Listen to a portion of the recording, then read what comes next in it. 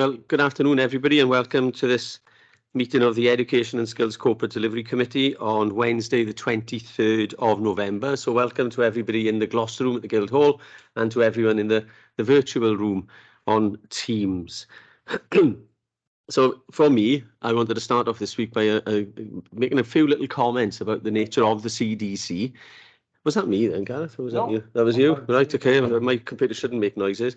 A teacher friend of mine asked me about the purpose and role of the CDC, so I gave him a little explanation. I thought I'd share with not just councillors on the committee, but anybody who might be taking an interest in our work, and there could be quite a lot of them because it's expansive.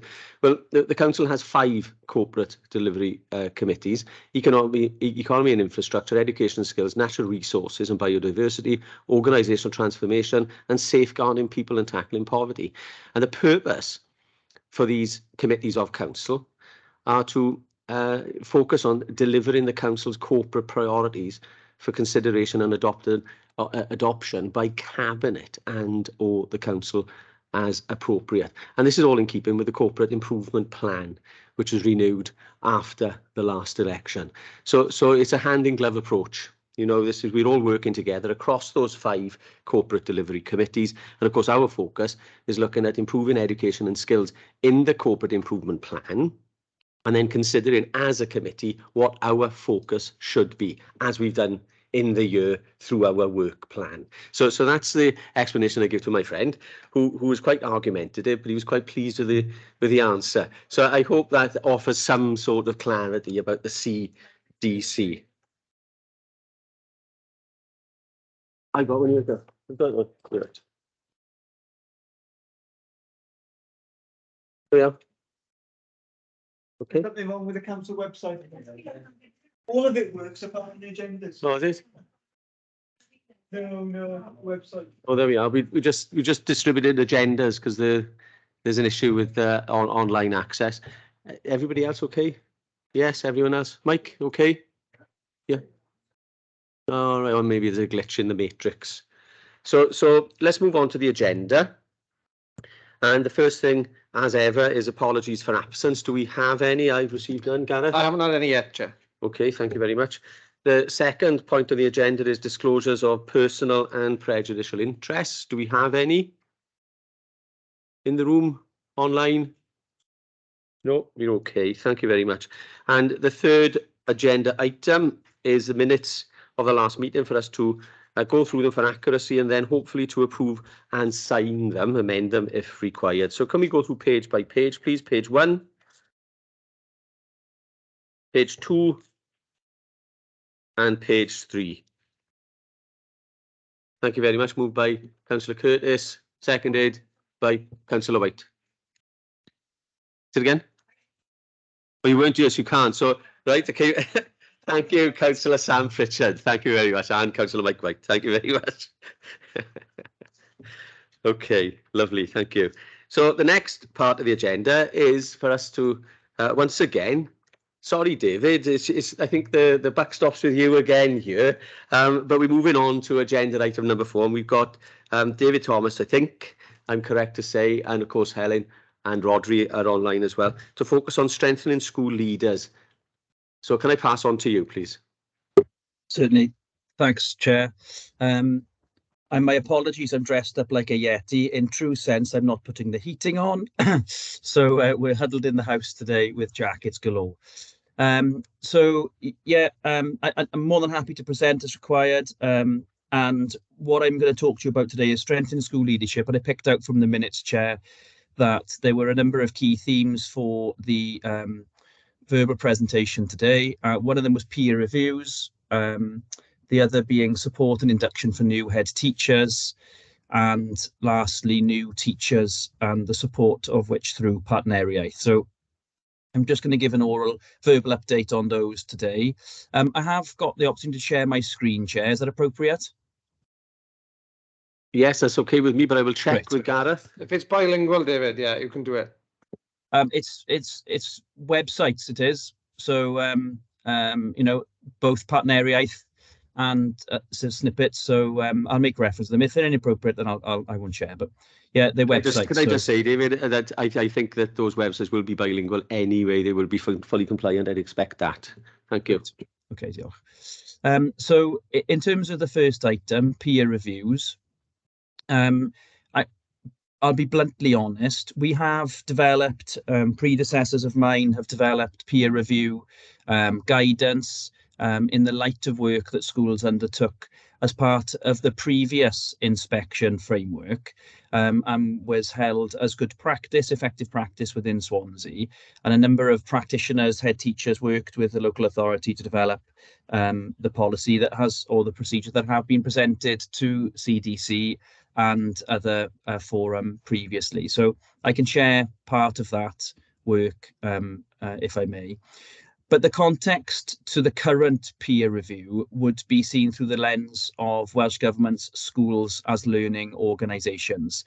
And I have got, if it would be appropriate, to share Welsh Government's website's video very briefly. I'm taking a risk, I know, but if it doesn't work, I can pause just to show you the work that is a forward-facing part of Welsh Government's Hub website. And it would be really useful from my perspective if members had an overview of the work that we are undertaking with schools to support them in the engagement of the schools as learning organisations. So I'm taking a bit of a risk. And if you can bear with me a second, I shall see if that works.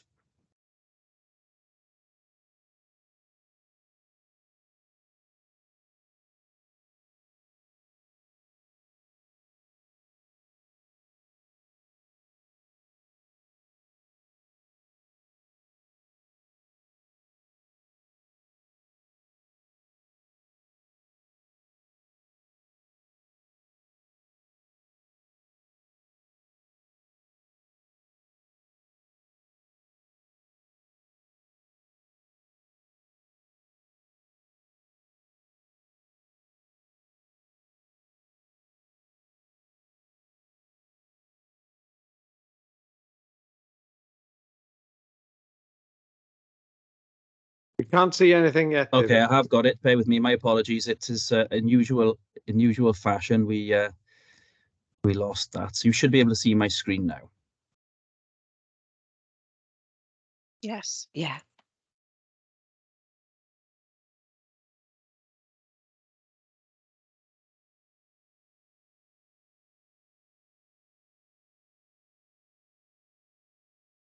I can't hear it though. So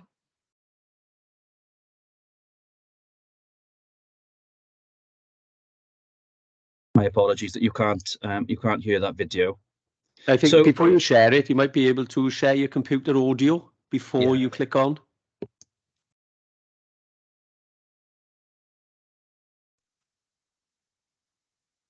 Pupils, the parents, the school governors, the local community, and the Welsh Government.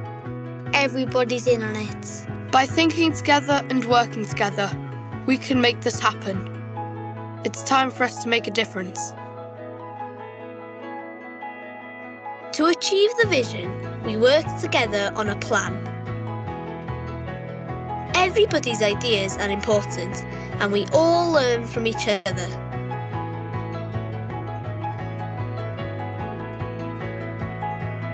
Teachers can learn from pupils, and pupils can learn from the local community. We work as a team to explore and discover new ideas. This is a plan to develop our ideal school. It's been drawn up by talking to each other and talking to other schools right across Wales. They can learn from us and we can learn from them.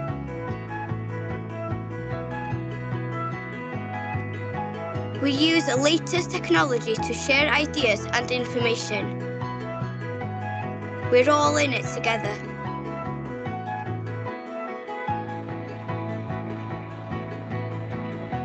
At different times, everybody has a leading role to play in developing the school. One of the pupils has a great idea. A local businessman has a suggestion. One of the parents raises a good point. We all trust each other and everything is explored.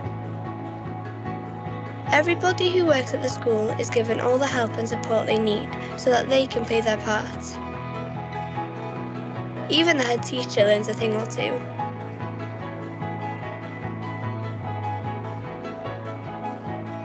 Everybody is playing their part. The pupils are happy and well educated. But we never stop working together on our vision. We continue to develop and learn from each other, across the community and right across Wales. We're all in it together.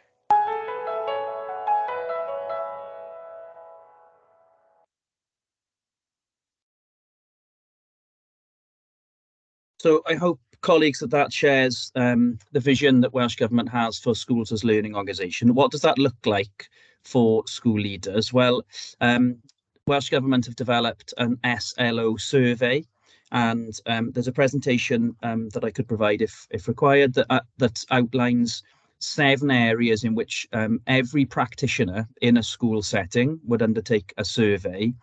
And it asks a number of questions which would ascertain, on a scale, how well engaged, for example, school leaders ensure that practitioners are with other settings outside of the school environment itself.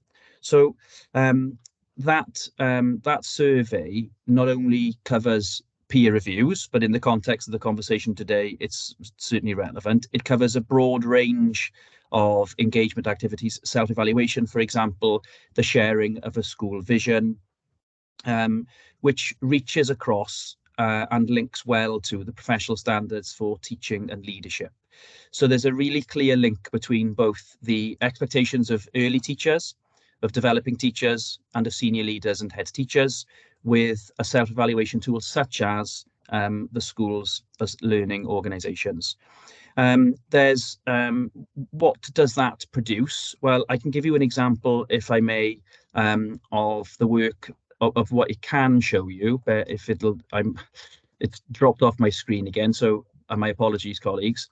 But the Schools as Learning Organisation work will produce a web which will indicate to schools and their leaders deficiencies in certain areas. Hopefully you can see my screen, colleagues. So whilst the detail you may not be able to grasp, in those 7 areas, and yes, this is Portmead Primary School, but it's one from a long time ago, would indicate the school's abilities based on those surveys across all areas. So the further out towards the edge, the better the provision, and if there was another line that would be within inside, sort of scoring 1, 2, 3, etc., then perhaps the areas for development within that area of provision.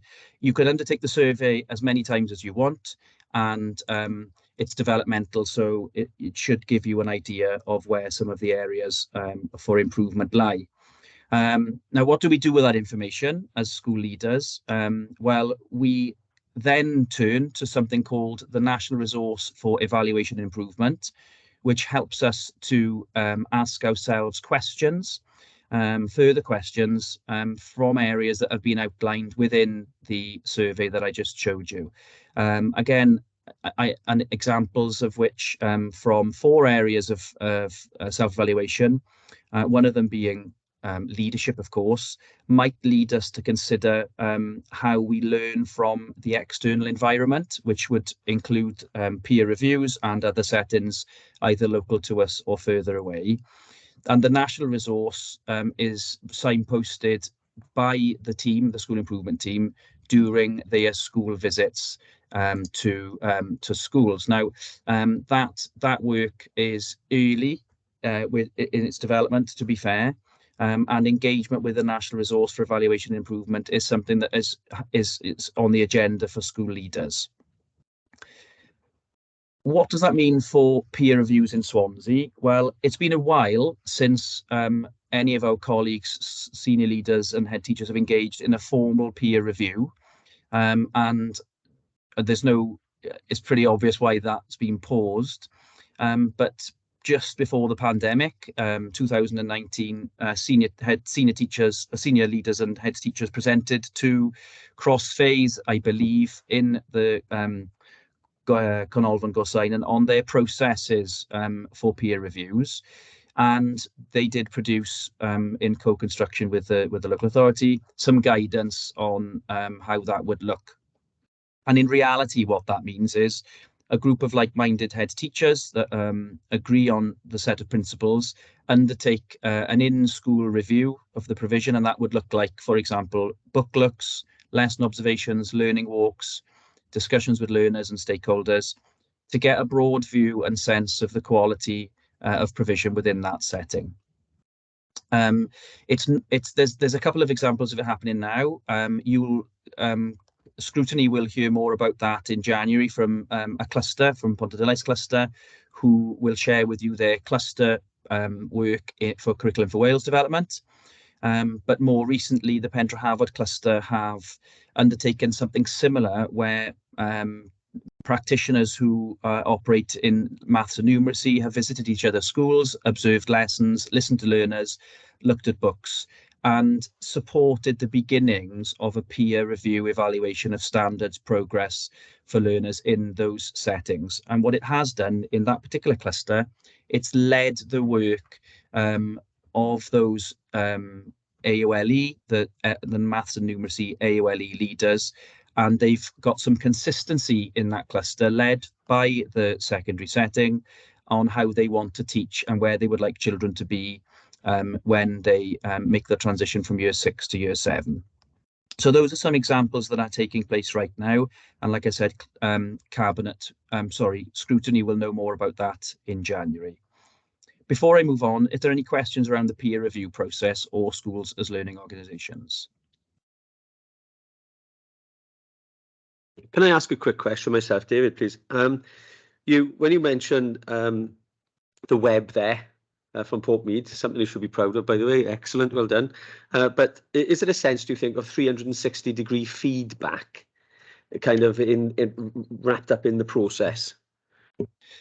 Yeah, I had hoped, Chair, to share with you some of the example questions, but given my technological flaws this afternoon, I won't endure you with that.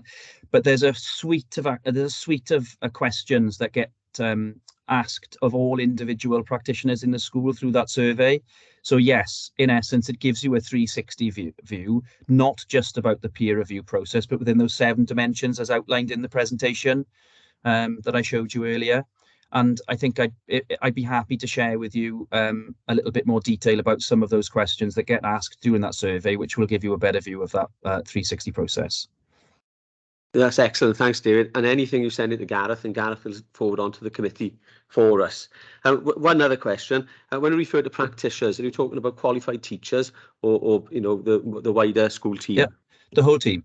Yeah, so we'd expect all of our TAs, teachers, anybody involved in the school to take part in that survey. However, some practitioners would need some support certainly if they were new to post, or if their roles meant that they weren't directly engaged in learning on a regular basis. I'll give you an example. Some of our catering and cleaning practitioners may not be heavily involved in learning at all levels during their engagement with the school or setting, so they might need some support to understand or make sense of the questions. But there's no reason why that can't go broadly.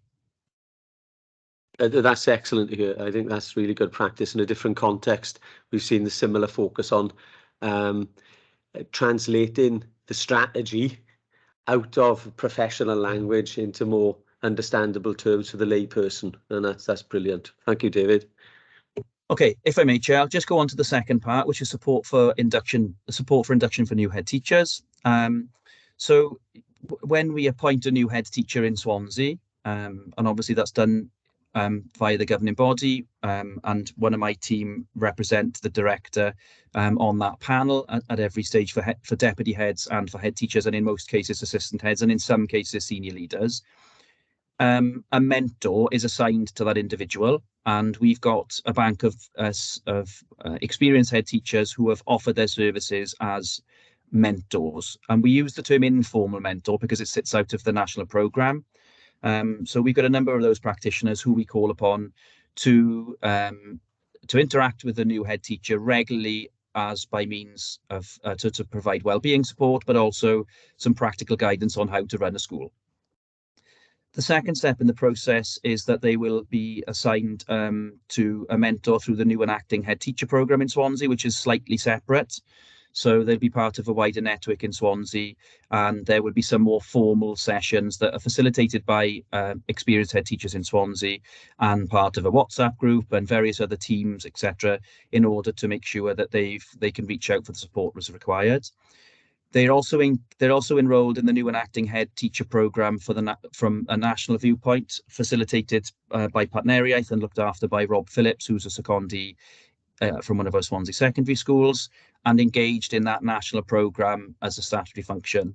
And further to that, when we take a step back and look at the new and acting head teacher programme that we operate in Swansea, we follow the newly written handbook, which signposts professional learning requirements for specifically our Swansea head teachers, for example, finance, premises management, HR, etc., etc. And in terms of there's a suite of 7 mandatory courses that those head teachers are required to undertake upon within their first 2 years, I think.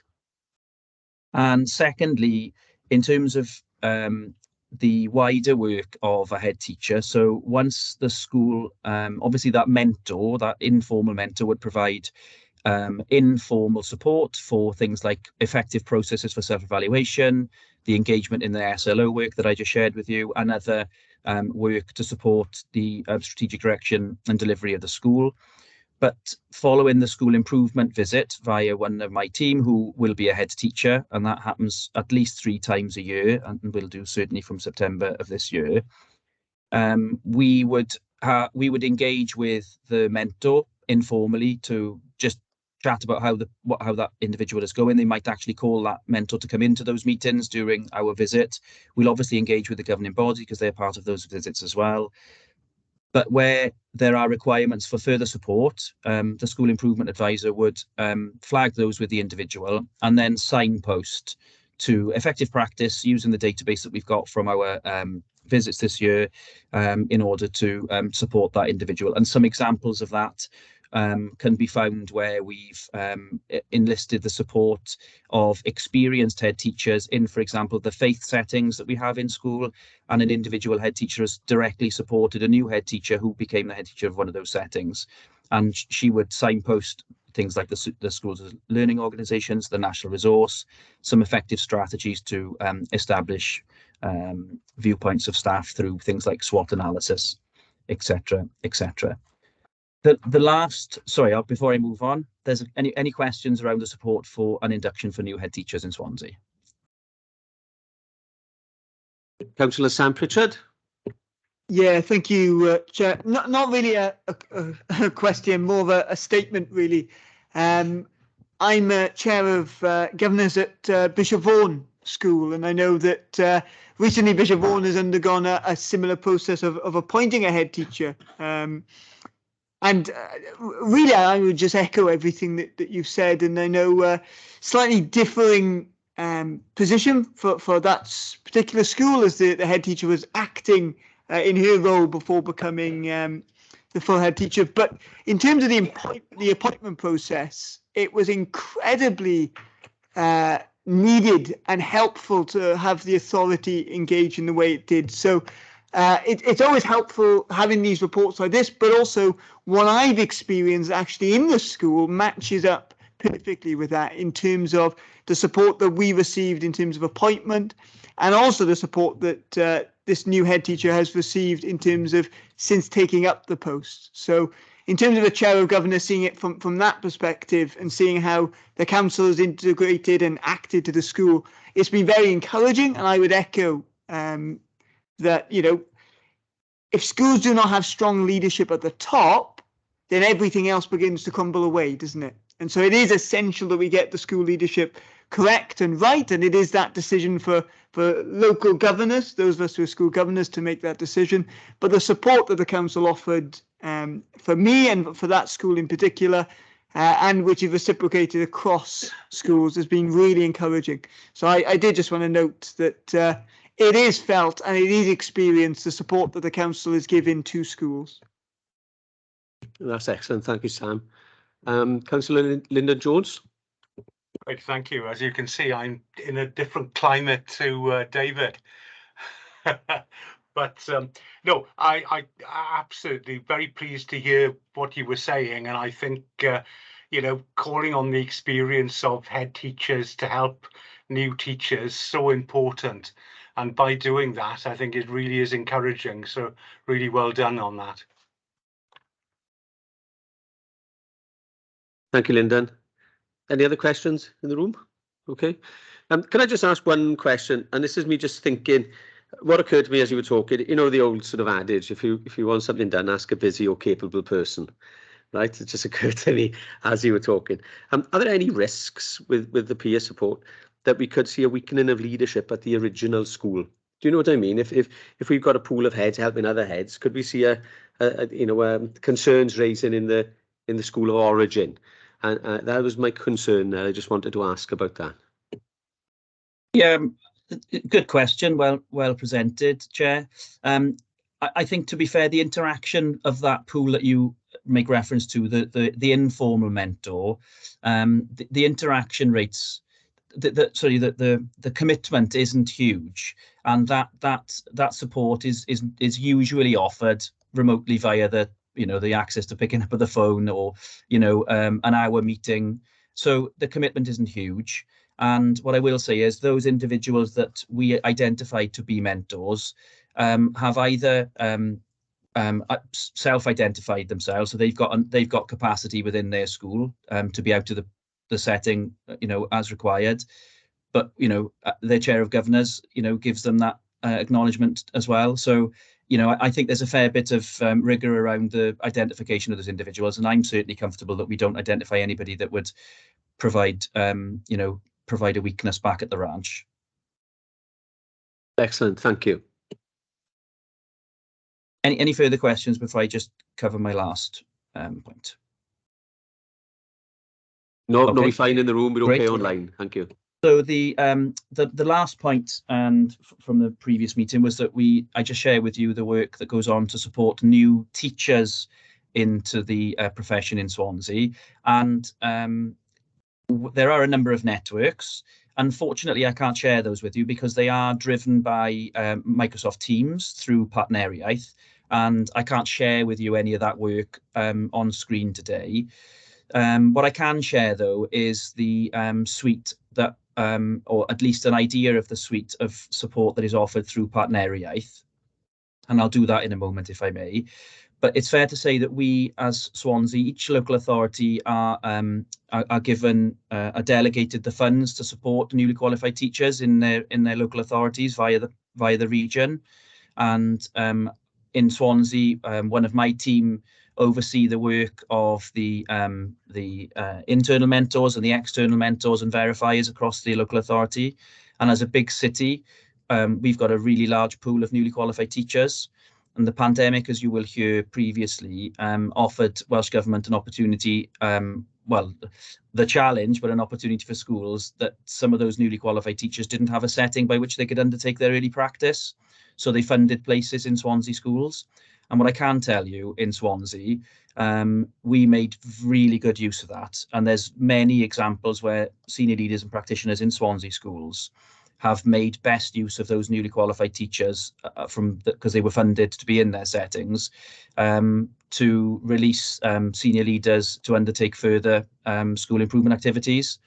But what you tend to find is when you get somebody who needs some guidance, advice and support, mentoring, coaching, whatever you want to call it, it tends to up the game of everybody around you. If you're going to provide mentoring of a high quality to somebody who's new, it needs to be that high quality, and therefore you're sort of quite self-conscious and make sure that what you present or the information that you give is that it's good quality. It's exactly what we need from our school leaders. So we embrace that in Swansea particularly well. Secondly, the person that oversees that, Sarah Lydon, is a school improvement advisor and is an experienced head teacher and in her role. So she, as a school improvement advisor, and calls upon the breadth of experience that we've got in Swansea schools for internal and external mentors to verify the judgments of mentors, in-school mentors, for the progress of those newly qualified teachers. So it's a strength of our Swansea schools. And we make really good use of partneriaeth professional learning offer, which is bespoke to Swansea, because each of us have our own set of professional learning that we need to undertake with practitioners. And I'm going to attempt, Chair, again, to just share my screen just to show you where those opportunities are. But okay, so I've got it up, but it's not coming up for you. I can see. Bear with me a moment. I'm just trying to call upon the partneriaeth's, there we go, partneriaeth's professional learning website. I can see that you've got that on the screen, but it's not, there we go. So you can see from here, colleagues, that there's a number of training opportunities, professional learning opportunities for NQTs. There's both an NQT network, the professional learning network. If I click on this, it doesn't take us anywhere, I'm afraid, because it's a Microsoft team. And then external and internal mentor opportunities for professional learning, supported by a regional approach in addition to the local offer. So it's fair to say that that is a comprehensive package that is provided to newly qualified teachers, in addition to the work and support that they get from their schools, which would be 10% non-contact time plus 10%, and the professional learning opportunities through inset ads and any work that they do with other schools. And just trying to bring this back down to reality, we also promote and support teaching assistants. So part of the website I just shared with you, we share with our school workforce. So new teaching assistants engage in quality professional learning, and those who are currently practicing as a teaching assistant undertake similar professional learning, and higher level teaching assistants do the same. And that's a really important part of the work that we do in Swansea. And being a HLTA, a higher level teaching assistant assessor myself, I know that there's a number of practitioners in Swansea who directly support the work of teachers and sometimes act as teachers themselves because they cover classes as required. That work is really well established in our schools in Swansea. And not forgetting, back down to the heart, and I think I spoke to you last time, that we value in Swansea, and as Rodri will be able to share with you the work from the pupil voice work that went on earlier this week, that we really value the work of the leadership groups that exist from our pupils and how they are being developed to really support and bolster the views that we have. But we do take the views of our young learners and young people in Swansea really seriously. And, you know, in a number of our schools, through the qualification the verification from Estin, that pupil voice is a priority and it's effective in supporting the progress, identification of priorities and improvement planning in our Swansea schools. So that concludes my presentations, and I'm happy to take any questions. That's lovely. Thank you, David. Councillor Sam Pritchard. Yeah, thank you, David. Just some questions really, which I think would be helpful in terms of comparison data. I don't know whether you have that or not, but I know that I'll just begin just by saying the work on teaching assistants, I think, is really quite exciting.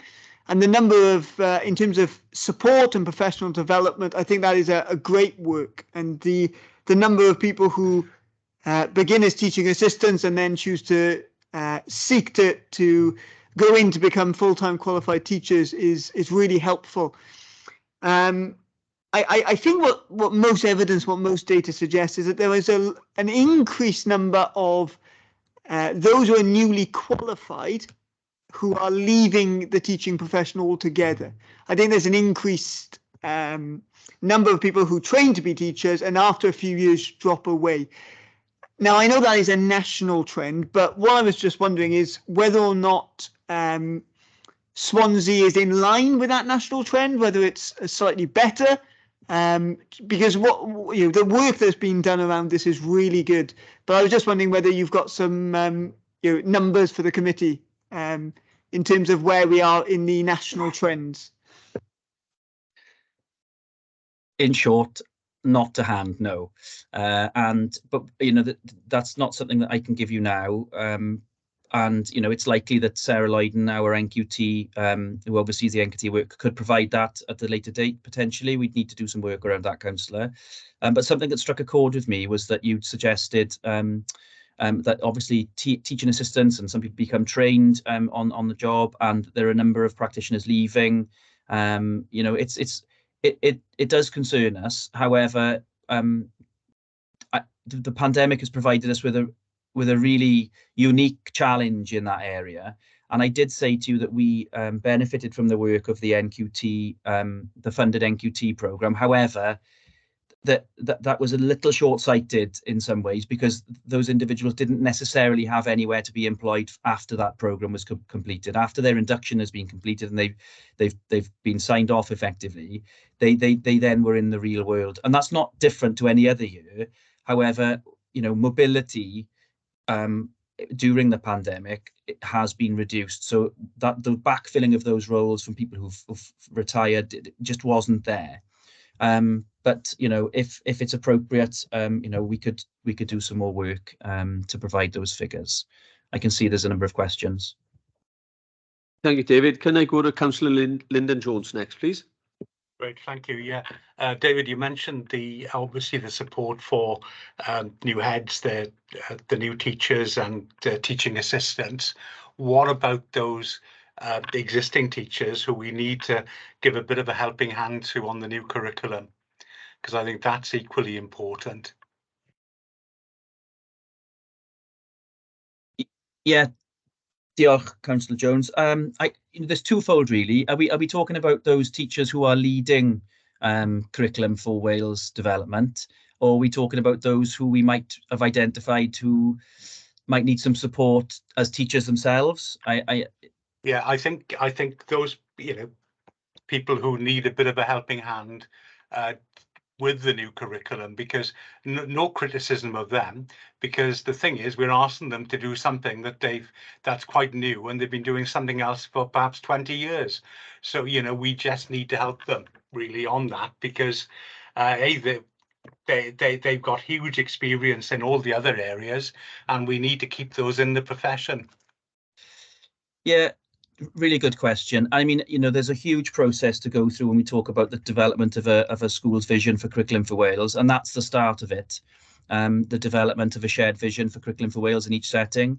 And, it'll start at the school. So a school leader will be identifying those individuals who may not share or contribute wholly to the shared vision of that setting. But what I will say, though, is there's a number of, and we are seeing school leaders engage innovatively in ways to facilitate practitioner self-review. So, for example, reviews of the professional standards, and they're not new, the professional standards, they're 2017, but it's now we're seeing the emergence of some innovative work for leaders to engage with their practitioners, and some of whom may be those who need that helping hand, to realise actually this is what the job is. This is what it's at, and honest self-evaluation is allowing us to see the potential for us to develop further professional learning in areas that you talk about. So I work with Partner Area directly with a strategic lead for our region linked to Swansea, and we are developing some bespoke training currently for those individuals who may need that support to understand the process by which to design robust curriculum in terms of, for example, a shared understanding of progression. It's not aimed at head teachers, they got it. It's not aimed at newly qualified teachers, it's aimed at those middle leaders potentially who might need that hand to understand the process and to fully engage. So schools are undertaking some really robust self-review is what I'm trying to say. And again, workforce capacity and the ability to support practitioners is a firm part of the leadership questions during the support visits, during each 3 support visits throughout the year. It's on the agenda. It's discussed with head teachers and senior leaders. And do they know their workforce? Thank you, David. Cabinet Member Councillor Robert Smith. Yeah, thank you, Chair. Can I thank David for his presentation, because I think we've had an excellent overview this afternoon of the work that's going on, as we did in the last meeting and the meeting before that. But I think, it does show exactly what is going on across schools in Swansea to support our schools.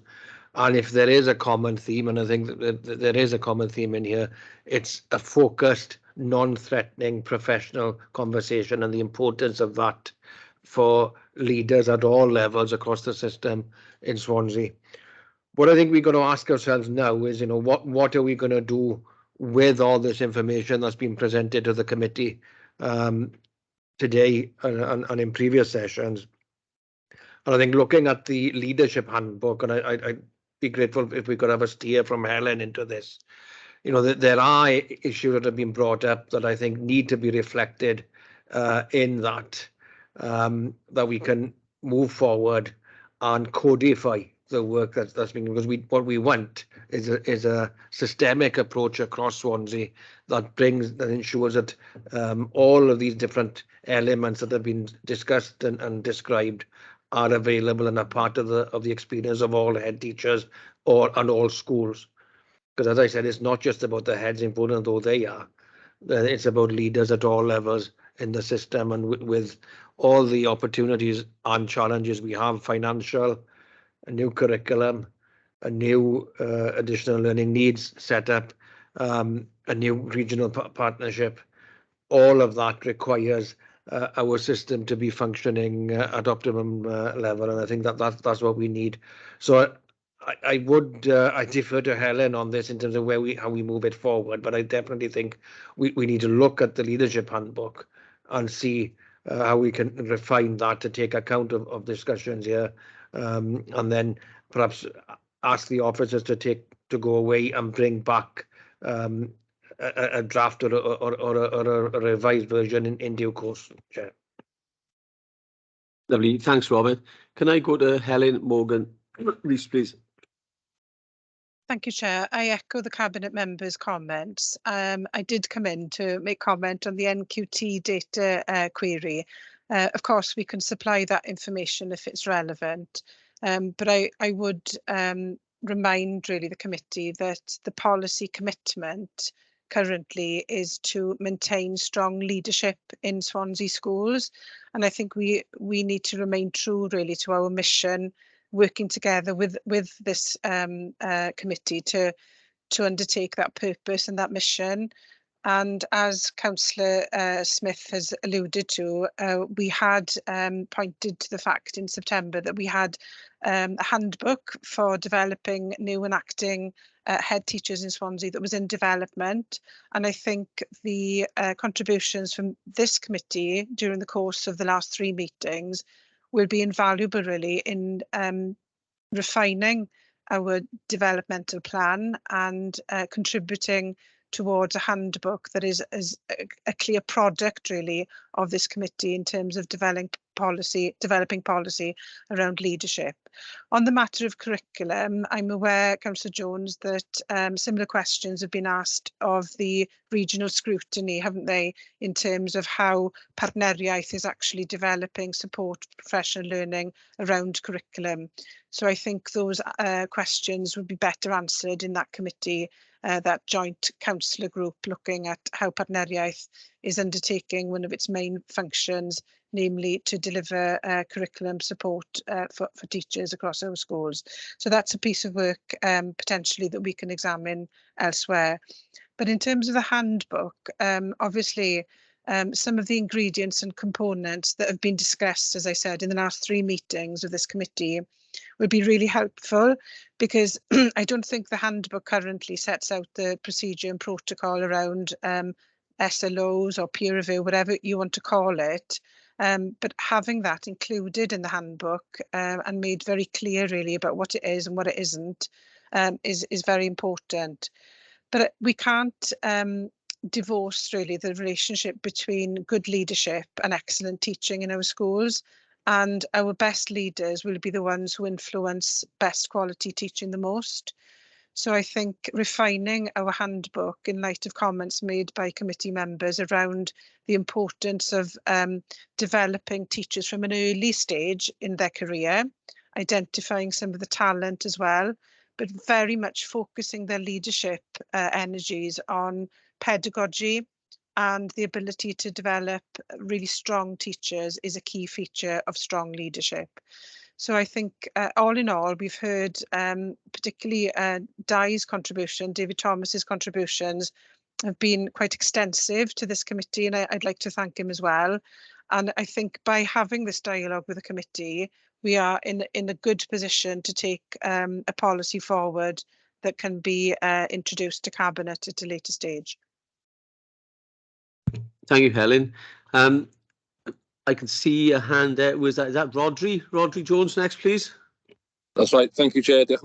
No, just to build on what Helen was saying, the handbook that we have in draft currently is nearing what you would term a final draft. We're currently running it past a few new head teachers, a few experienced head teachers, to get a real feel for how it comes over on the ground, if there's anything that we're missing. And certainly the input that we've had from the committee over the last 3 meetings will definitely strengthen that. It's definitely opened my eyes to a few things that we've missed and probably didn't think that we would fit within the handbook, but it actually really does. And some of the points raised by the members of the committee have really resonated with the importance of that. I think the beauty of the handbook as well is that it's an opportunity for those who've got an interest to go into leadership to get that overall picture of what leadership can involve. So I think we'll be nearing a point soon with some further refinements in bringing that document forward for that final consideration. So yeah, just to echo Helen's view and to sort of assure the committee really that we're ready to move that forward in the very near future. Excellent. Thank you very much, Rodri. Can I go back to Robert? I thank the officers for that, because I think that's a very positive move forward. It'll be an outcome now from the discussions here, and I honestly believe that getting this right is going to be crucial for the success of our schools moving forward, and that codifying this, as I said earlier, and having that structure is going to be a key part of how we continue to build success in our school system across Swansea and meet some of the immense challenges that we know are facing us, financial, social and economic. Thank you, Robert. I think for me, it's just a couple of points really. It blows me away to see the work that's been done and the interconnections from the top Welsh Government, statutory requirements and all the rest of it. Best practice evolved in recent years at that level, all of that work that went on with the new curriculum activity. But this is absolutely drilled into the life of communities, as far as I can see in the work that we've had presented to us in the last few meetings. And that is really heartening. That shows that this is transforming education for children at the grassroots level. Absolutely agree with what Robert Smith said and Helen Morgan-Rees, that we've been through this pandemic, and of course the PDC last year had a very strong focus on vulnerability, very strong focus on recovering from the pandemic, and now we are where we are seeing this excellent work that's going on. And what we're talking about is through the handbook, I think, is establishing excellence at every level, middle leadership, senior leadership, but whole school and community links included there as well. And this will have hopefully a logical knock-on effect to the morale of the frontline staff that we depend upon completely, at a time where their morale must have been shattered by the experience of going through the pandemic. It was so difficult for everyone, but trying to teach in that environment must have been blinking impossible, I think. So can I join? There's nobody indicating in the room? No, there's nobody indicating in the room? We're okay, nobody online. So can I join the others to thank you very much, David? I look forward to hearing you speak in next month's CDC and the month after and the month. No, I'm joking, of course. Can I thank you very much? I know how hard it is to put these things together, and you've done that excellently with great insight, which has really supported the committee brilliantly. And I've had conversations outside the committee as well, and people really value the approach that you've taken, and it's making a heck of a difference to get our naive professional minds across a broad range of incredible challenges that you lot as the professionals have to deal with. Very much appreciated. Thank you very much, David, and Helen and Rodri and the rest of the team, of course. Okay, so the next item on the agenda is our work plan. So we're looking at the last page now, and we can see that we're on the 23rd of November. This is the second of 2 meetings to focus on strengthening school leadership. Then we're going to focus on the 14th of December on attendance and inclusion. So this is inclusion primarily, but looking at wider issues surrounding that hugely challenging area. That will be again cascaded into the January meeting on the 25th, and then in February we've got a focus on strengthened and effective school governance, and of course that will carry on then into the 22nd of March CDC meeting. That focus will be informed by the excellent report that was done by our colleague Councillor Fiona Gordon's report previously, that's been shared by Gareth for everyone to consider as well. So I don't know whether there's any comments. There's no comments for me on this year, but I would echo the point that this work has got to go somewhere. This work has got to be captured in a positive, proactive, forward-thinking set of policies. So we're looking at a couple of, or 3 maybe, separate policies being put together by the committee, signed off, and then being put to Cabinet for consideration. There's one question for me about the I should have asked previously before moving on to the agenda item number 4, but I apologise, and it's something to reflect on really, and it's the nature of the handbook. Will the handbook be a static paper document, or will the handbook contain links to videos, links to practice, links to multimedia links? It's just asking that for now. I don't really expect a detailed answer unless there is one, but because we see in multimedia used now brilliantly by David to show this detail, it's an accessible format for us to consider in the context that we're looking at. So who we got hands up there? Helen Morgan-Rees first, please. Yeah, I'm wondering if Rodri was about to answer that particular question. I was going to come in on the work programme, so I'll defer to Rodri if that's okay. Okay. Yeah, Helen. Yes, it'll be very, very much an interactive live document, really. So what we want is a space where a head teacher, senior leader in any of our schools can turn to this one space at any point in time and have faith that that's the most up-to-date information.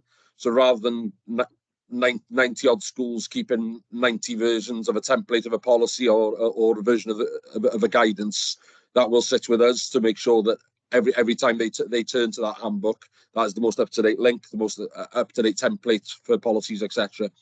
What will also sit alongside the handbook then will be a SharePoint site to host all the additional documentation that schools might need, be that HR policies, be that governor policies and stuff like that. So again, we'll always make sure that the most up-to-date documents are available in that space. And of course, all of this will be available bilingual to our schools as well.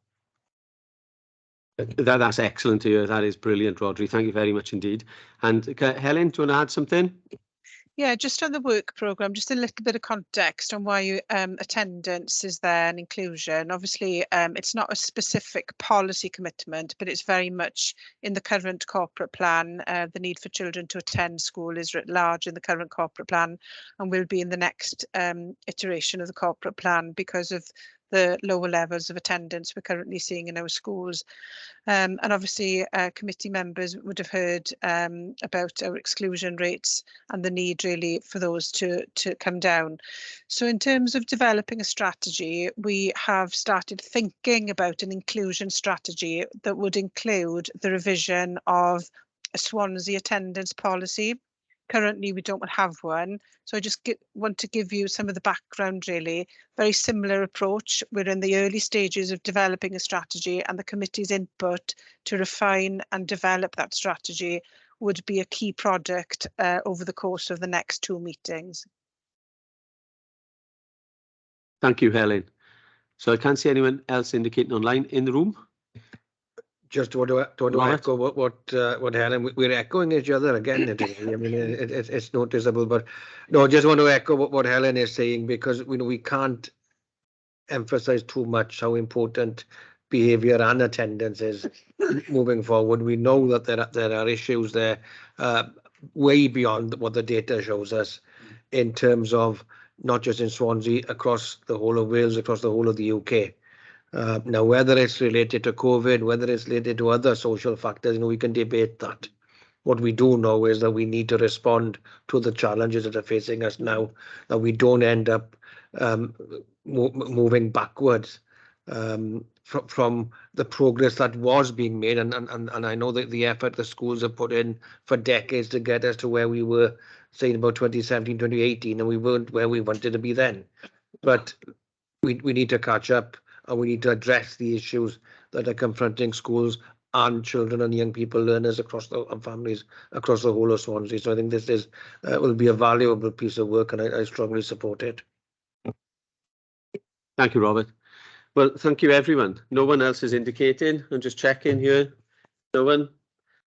So that concludes our formal agenda this week. Our next meeting is on Wednesday, the 14th of December at 4 o'clock. There could even be a mince pie or two on offer. I might be baking. I might be baking myself. So that's what an incentive to actually come to the Gloucester room in December. It's awarded. Nobody will be here if I bake. And on that point, can I thank everyone in the room and online for their attendance, and I close the meeting. Thank you.